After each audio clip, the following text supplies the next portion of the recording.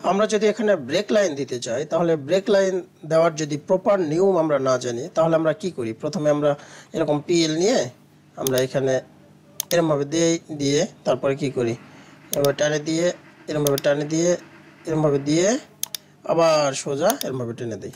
এভাবে আমরা যারা কমান জানি না তারা এইভাবে কাজ করার চেষ্টা করি। সেই ক্ষেত্রে প্রবলেম কি হচ্ছে দেখেন, সেই ক্ষেত্রে প্রবলেম হয়েছে যে এখানে আপনার সঠিক জায়গা দিয়ে ব্রেক লাইন যায় নাই, তারপরে আপনার হলো ব্রেক লাইনটি আপনার সুন্দর হয় নাই, এক সাইড বাঁকা হয়েছে এক সাইড সোজা হয়েছে, তারপরে হচ্ছে ব্রেক লাইনের উপরে যে এক্সটেনশন লাইন থাকে সেইটা আসে নাই। প্রপার ওয়ে না জানার কারণে আপনি এইভাবে করলেন, কিন্তু আপনি যদি প্রপার ওয়ে জানেন তাহলে কি করবেন, তাহলে আপনার এই ব্রেক লাইনটা সুন্দর হবে, একটা নির্দিষ্ট পরিমাপের হবে, তারপরে এই দুই সাইডে এক্সটেনশন লাইন থাকবে। তো এই কাজটি করার জন্য যেটা করতে হবে সেটা হচ্ছে BR লিখে এন্টার চাপ দিতে হবে।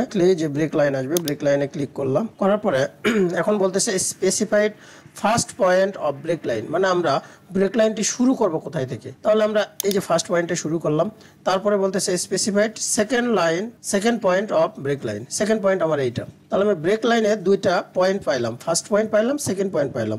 তারপরে এখন বলতেছে location of break line symbol, অর্থাৎ আপনি এই ব্রেক লাইন সিম্বলটা মিডিলে যাচ্ছেন নাকি এই সাইডে যাচ্ছেন নাকি এই সাইডে যাচ্ছেন, যে সাইডে নেন আপনি সেই জায়গায় ক্লিক করলে আপনার সেই জায়গায় ব্রেক লাইনটি হয়ে যাবে। যেমন আমি এখানে মিডিলে ব্রেক লাইনটি যাচ্ছি, মিডিলে আমি ক্লিক করব, দেখেন কত সুন্দর ব্রেক লাইনটি হয়েছে। ব্রেক লাইনের সাইজ ঠিক আছে, এক্সটেনশন নিছে, আবার নিচের দিকে এক্সটেনশন নিছে। এই কমান্ডটা আমি আবারও দেখাচ্ছি। প্রথমে BR লিখে এই যে নিচের দিকে ব্রেক লাইন থাকবে এটাতে ক্লিক করে ফার্স্ট পয়েন্ট ক্লিক, তারপরে সেকেন্ড পয়েন্ট ক্লিক, তারপরে ব্রেক লাইনের সিম্বল যেখানে রাখতে চাচ্ছেন সেই জায়গায় ক্লিক। আমি মিডিলে না রেখে আমি নিচের দিকে নিব, এই নিচের দিকে। এখন এই ব্রেক লাইনের মাপ যদি আপনি চেঞ্জ করতে চান, যেমন আমার এই সিম্বলটা আরেকটু বড় নিব, সেই ক্ষেত্রে কি কাজ করবেন? সেই কাজটি করার জন্য BR লিখে এন্টার চাপ দিতে হবে। BR এই যে ব্রেক লাইন এন্টার। যদি আপনি স্কেলটি চেঞ্জ করতে চান, অর্থাৎ সিম্বলটি বড় করতে চান, সেই ক্ষেত্রে S এন্টার। দেখেন আগে ব্রেক লাইনের সিম্বলের সাইজ ছিল 2 মিটার,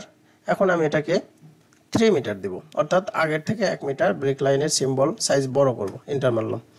এক্সটেনশন, অর্থাৎ এই আউটলাইনের বাইরে যতটুকু এক্সটেনশন আছে এটাকে আমরা যদি কম বেশি করতে চাই, তাহলে লিখে এন্টার দিয়ে যে 2 মিটার আছে এটাকে আমি 3 মিটার করলাম।